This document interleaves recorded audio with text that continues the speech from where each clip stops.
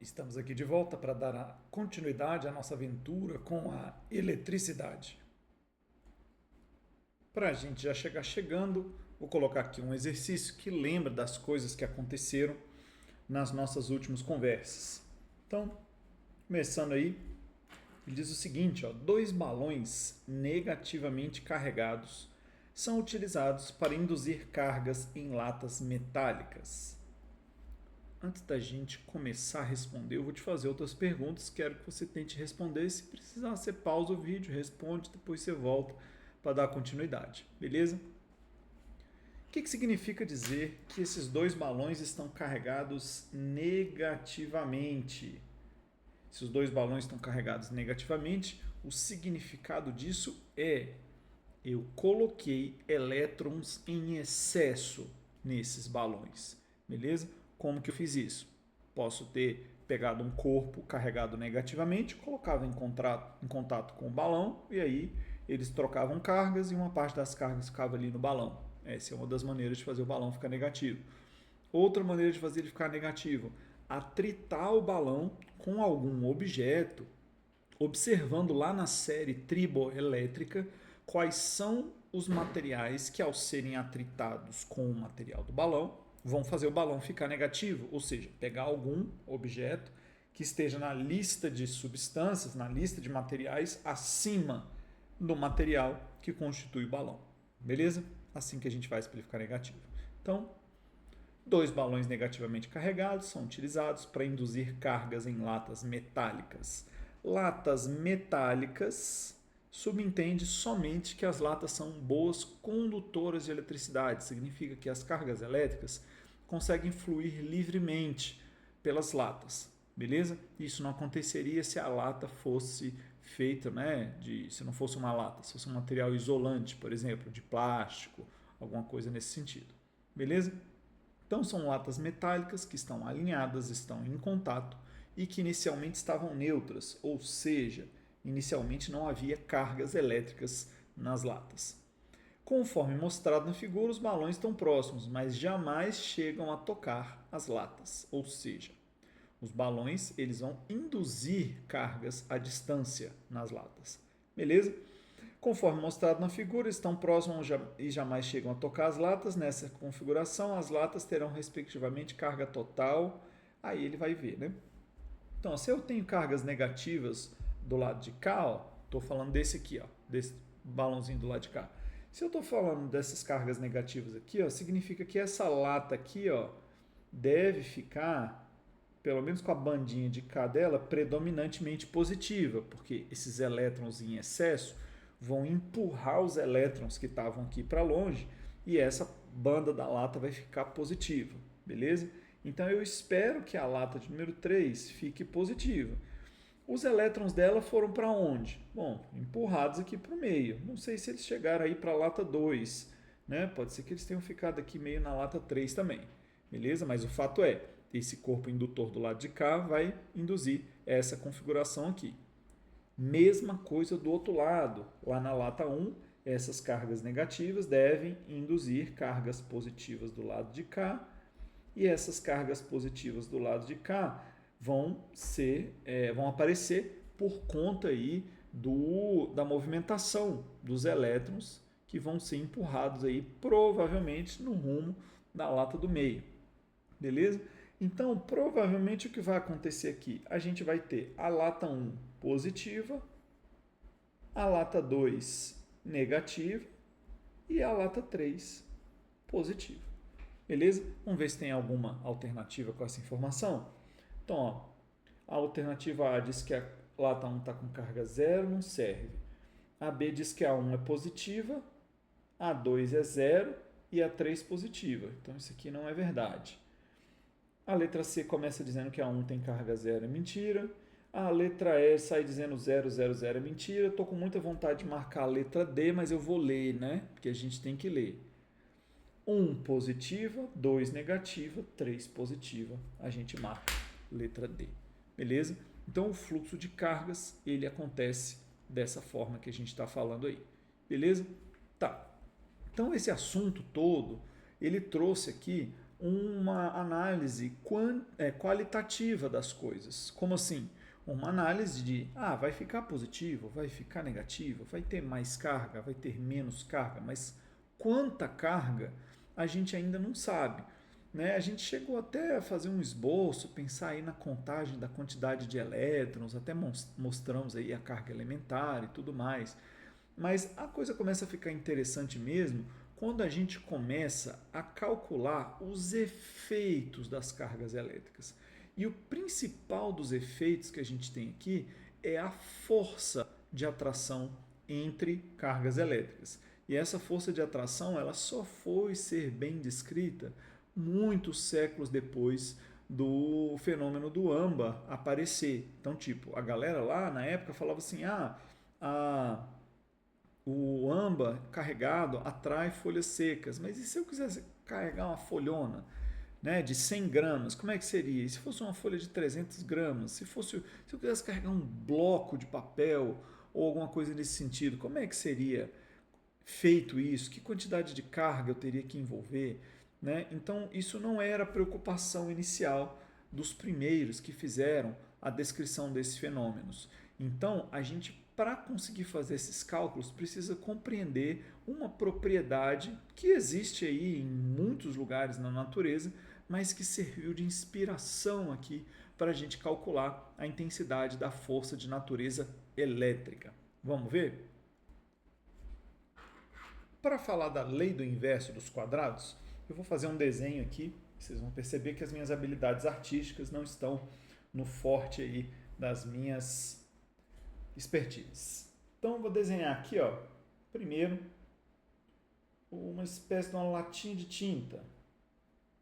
Então tá aqui a latinha de tinta. Imagina que você aperta aí o spray, né, da latinha de tinta. Na hora que você aperta o spray da latinha de tinta, vai sair a água aqui, né? Que é a tinta, né? Vai sair a tinta, não é água, né? Vai sair a tinta por aí. É um fluido, né? Um líquido. Sai na forma de gotinhas, né? Como se fosse isso. E essa tinta, se você botar um objeto aqui na frente, esse objeto vai ficar cheio de tinta. Né? Então, se eu pegar uma coisa e botar ali no meio do caminho, a tinta vai se concentrar bastante ali. Né? Então, se eu tiver um objeto na frente aí do jato de tinta, se esse objeto estiver perto, a tinta vai fazer uma camada bem grossa em cima dele, né? A tinta fica forte. Só que se eu estiver mais distante, a tinta vai fazer uma camada mais fina. Então, por exemplo, se eu tiver aqui a uma determinada distância e colocar um objeto de área A aqui na frente, vai se formar uma camada de tinta que eu vou falar que tem uma espessura E. Agora, imagina que eu coloque um anteparo aí, um objeto ao dobro da distância. Se eu estou no dobro da distância aí da fonte de tinta, para início de conversa, pela proporcionalidade, este tamanho aqui vai aparecer aqui em cima em dobro, né? Que é proporcional, né? O tamanho. Esse tamanho lateral aqui, também vai aparecer em dobro. Então, se a gente for fazer o desenho aqui, a gente vai ver que essa área, essa nova área aqui, para um anteparo, no dobro da distância, é uma área 4 vezes maior que a área anterior. Então, é razoável acreditar que a espessura da camada de tinta que vai aparecer aqui é 1/4 da espessura da camada de tinta que existia no primeiro anteparo. Beleza? Mesma coisa acontece se eu tiver o triplo da distância. Se eu tiver 3 vezes mais longe, o que vai acontecer? Aqui em cima eu vou ter o triplo do tamanho, aqui na lateral eu vou ter o triplo do tamanho, então eu vou ter 3 vezes 3 aqui, uma área 9 vezes maior do que aquela área inicial que eu tinha lá. A área vai ser 9 vezes maior do que aquela que eu tinha. Ou seja, então, se eu tiver aqui a 3 vezes a distância que eu estava lá, a espessura da camada de tinta vai ser a espessura que eu tinha inicialmente, dividido dessa vez por 9. que a gente consegue perceber aqui nesses números? Que se você tiver uma distância 5, 10, 20 vezes maior, a espessura da camada de tinta vai ficar dividida por 5 ao quadrado, 10 ao quadrado, 20 ao quadrado. Ou seja, a gente vai ter a espessura da camada de tinta proporcional ao inverso do quadrado da distância. Beleza? Então, quanto mais longe a gente está, a gente tem uma espessura da camada de tinta mais fininha. E quanto mais perto, mais grosso. E a proporção em termos da distância é proporcional ao inverso dos quadrados. O que essa informação tem de importante para nós? Cara, um monte de coisa. A lei do inverso dos quadrados serve para a distribuição de tinta, como a gente colocou aí, de uma maneira bem intuitiva. Ela serve para a distribuição de intensidade sonora. Então imagina aí que você vai ter um show de um artista e aí você vai botar lá as caixas de som no palco, né? Só que o lugar onde vai ficar o seu público é muito grande, né? E aí, a partir de que ponto você precisa botar repetidores da caixa de som lá de trás para que aconteça, né, uma boa experiência ali para a galera que está ouvindo o som? Porque se você quer chegar ao som muito longe, o pessoal ali da frente vai sair sangue do ouvido deles e não vai resolver, né? E lá longeão vai continuar o som muito baixo. Então, como é que o som se espalha no espaço? Ele tem uma fonte que é um espalhamento tridimensional, que vai em todas as direções. Então, esse tipo de espalhamento obedece à lei do inverso dos quadrados. Então, conforme vai ficando mais distante, você vai tendo esse som, né, caindo com o inverso do quadrado da distância. Mesma coisa com lâmpada, que vai fazer iluminação de ambientes. Então, se você for fazer um projeto de iluminação, você deve ter que levar em consideração a intensidade luminosa daquela lâmpada, né? Não precisa ser iluminação de ambiente, não. Não sei se tu já viu como é que funciona algumas TVs dessas de LCD, que elas têm um mar de LEDs atrás com umas lâmpadazinhas, e essas lâmpadazinhas elas fazem uma iluminação uniforme, né? Que tem que ser uniforme. O espaçamento entre essas lâmpadas, o tipo dessa lente, isso tudo aí é determinado pela lei do inverso dos quadrados. E uma pessoa muito famosa que fez aí, que invocou a lei do inverso dos quadrados para mostrar uma propriedade interessante, foi ele mesmo, o senhor Isaac Newton. O que o Isaac Newton falou? Ele falou que matéria atrai matéria, ou seja, massa atrai massa. Ele disse que massa atrai massa na razão direta de suas massas e na razão inversa do quadrado da distância que os separa. Vamos escrever isso matematicamente. Matéria atrai matéria por meio de uma força. Essa força ela é proporcional às massas e inversamente proporcional ao quadrado da distância. Se é proporcional, tem uma constante. Essa constante foi chamada constante de gravitação, beleza? E aí o Isaac Newton falou que existia isso daqui para massas. Então, o Coronel Charles Coulomb, inspirado aí no trabalho de um cientista bem menos famoso, bem menos rico, que era o Joseph Priestley. Então, inspirado nos trabalhos de Joseph Priestley, o Coronel Charles Coulomb construiu um aparato experimental em que você pegava duas cargas elétricas separadas por uma distância e ele conseguiu mostrar que carga atrai ou repele carga na razão direta de suas cargas e na razão inversa do quadrado da distância que o separa. Então, experimentalmente, o Coronel Charles Coulomb chegou à lei matemática que leva o seu nome, lei de Coulomb, de que a força elétrica entre duas cargas é o produto das cargas dividido pelo inverso do quadrado da distância entre essas cargas. Então, essa força ela é calculada experimentalmente. Essa constante que a gente tem aqui, ó, que é a constante K, é uma constante que só depende do meio. Então a gente chama ela de constante de Coulomb, ou constante eletrostática do meio. Então é a constante que depende do meio material em que esse objeto se encontra. Né? Essas duas letrinhas Q que a gente tem aqui são as duas cargas. E a distância D é o espaço que existe entre as cargas. Beleza?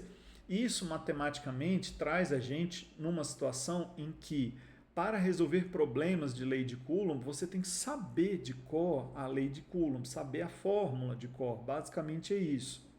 Mas não é lá grande coisa isso, primeiro, porque essa fórmula é idêntica à fórmula que a gente tem da força de atração gravitacional. Esse é o primeiro ponto que fica aí ao nosso favor. Segundo ponto, é uma fórmula com 4 letrinhas e o significado delas conceitualmente faz muito sentido. É uma fórmula baseada na lei do inverso dos quadrados, ou seja, você vai ter no denominador uma coisa elevada ao quadrado, no caso é a distância, beleza? E essa constante que a gente tem aí é uma constante experimental, que dependendo do espaço que existe entre as cargas, vai ser o valor dessa constante.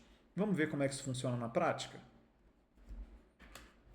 Duas cargas pontiformes Q1 e Q2 com 6 microcoulombs e 12 microcoulombs estão separadas por uma distância d. Sabemos que a força entre as cargas possui módulo 7,2 N, qual é a distância entre as cargas? Aqui um exercício de aplicação simples da fórmula para a gente ver como é que ela funciona.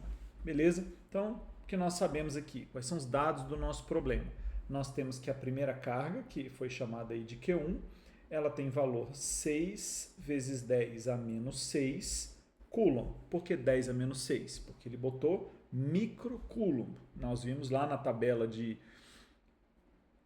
prefixos que micro é o mesmo que 10 a menos 6. Beleza?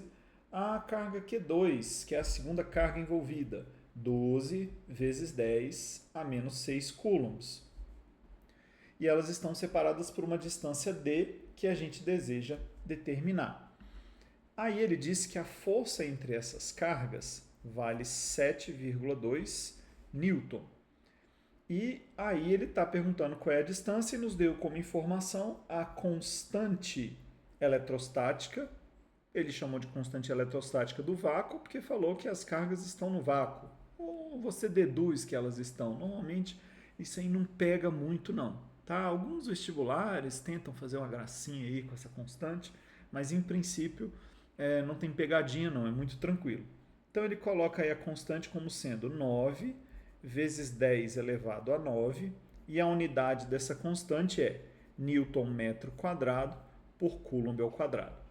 Aqui vale a pena você observar as unidades só para você saber quais são as unidades que você deve usar em todas as outras letrinhas que você vai botar na fórmula. Beleza? Então a unidade da constante ela é fornecida para você como um guia para você saber quais são as unidades que você deve utilizar. Beleza? Então Newton significa que as forças têm que estar em Newton, metro quer dizer que as distâncias têm que aparecer em metro e Coulomb que as cargas têm que estar em Coulomb. Elas não podem estar em microcoulomb, as distâncias não podem estar em centímetros, em milímetros, não podem estar em quilômetros. Beleza? É isso que a gente está fazendo aqui. Tá, beleza. Então, qual é a fórmula que a gente vai usar? Fórmula da lei do inverso dos quadrados, que é a lei de Coulomb. A gente usa a constante K vezes o produto das duas cargas envolvidas, dividido pela distância ao quadrado. Substituindo os valores numéricos, nós temos a constante K, 9 vezes 10 a 9. A primeira carga, 6 vezes 10 a menos 6. A segunda, 12 vezes 10 a menos 6. Isso aqui tudo fica dividido pela distância, que é o meu sonho, que é o que eu quero descobrir, ao quadrado. Essa força, que é essa fórmula inteira, vale 7,2 Newton. Então, para você calcular isso, você vai ter que resolver essa equaçãozinha que apareceu aí para você, beleza? Aí você vai ter que resolver essa equação. Aí tu segue seu coração, velho. Aí tu vê qual é o jeito que tu acha mais legal de fazer aí, entendeu? Organiza teus cálculos aí, faz na manha, né? É uma sugestão que eu tenho aqui, que eu acho que é pertinente. faz assim, agrupa tudo que é número num lugar e tudo que é potência de 10 no outro. E as letrinhas no outro. E vê o que acontece, entendeu? Aqui, ó, se a gente reorganizar essa bagunça aqui, a gente passa essa distância ao quadrado multiplicando para o lado de lá, né? Aí vai ficar 7,2 vezes a distância ao quadrado, igual. Aí vamos agrupar os números aqui, ó. 9 vezes 6 vezes 12. Aí tu dá teus pulos aí para calcular esse negócio. 10 elevado a 9 menos 6 menos 6. Por quê? Multiplicação de potência de mesma base, mantém a base, adiciona os expoentes. Estou somando números negativos, então 9 menos 6 menos 6. Aí você arruma essa bagunça aí, ó. A distância ao quadrado vai ser 9 vezes 6 vezes 12 dividido por 7,2, e aí tu se vira para calcular isso. 10 elevado a 9 menos 6 menos 6, bom, 9 menos 6 dá 3, menos 6 de novo, 10 a menos 3. Então vai ficar aqui, ó, um 10 a menos 3. E aí tu tem que arrumar essa bagunça que apareceu aí. Calma aí que eu tirei do slide. Aí você tem que arrumar essa bagunça que apareceu aí, beleza? Simplificando esse pacotão que a gente tem aí, a gente tem 90 unidades do lado de cá, devido a esse pedacinho aqui, e nós temos vezes 10 a menos 3 do lado de lá. Beleza? Então essa distância ao quadrado, organizando aqui, fica o mesmo que 9 vezes 10 a menos 2, e aí na hora de você tirar a raiz quadrada, vai ficar que a distância é raiz de 9, 3, raiz de 10 a menos 2, 10 a menos 1. Então isso aqui resulta em 0,3 metro. Beleza? Antes de virar e sair marcando, olha para ver se você fez o que foi pedido. Confere se você usou as unidades certas. Depois você vai olhar as alternativas com muita atenção. Beleza? Olha aí, ó. Bom, apliquei a lei de Coulomb, usei a constante K correta, 9 vezes 10 a 9, está ela escrita aqui.